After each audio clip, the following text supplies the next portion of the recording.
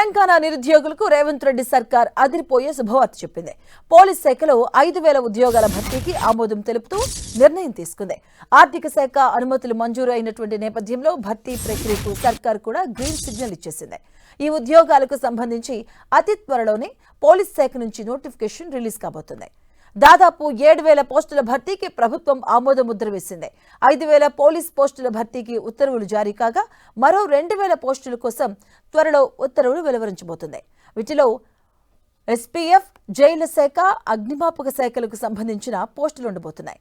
అనంతరం 1-2 రోజుల్లోనే తెలంగాణ పోలీస్ నియామక మండలి ఇందుకు సంబంధించిన నోటిఫికేషన్ వెలువరించనుంది. ఈ మేరకు కసరత్తు ప్రారంభించింది. ఇది కొలిక్కి వచ్చిన వెంటనే నియామక ప్రక్రియ మొదలు కాబోతుంది. ప్రత్యేక రాష్ట్రం ఏర్పడిన తర్వాత తొలిసారిగా 2015లో 9,281 పోస్టుల భర్తీకి నోటిఫికేషన్ జారీ అయింది.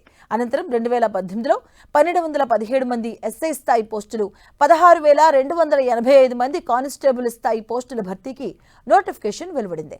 ఇక మూడోసారి 2022లో 554 ఎస్ఐ స్థాయి పోస్టులతో పాటు 15,644 కానిస్టేబుల్ స్థాయి పోస్టుల భర్తీకి నోటిఫికేషన్ ఇచ్చింది. ఇక తాజాగా నోటిఫికేషన్ 4వది. హోంశాఖ కొలువుల భర్తీకి కొద్ది రోజులుగా ఆందోళన జరుగుతున్న నేపథ్యంలో తాజా పరిణామం ప్రాధాన్యత సంతరించుకుంది.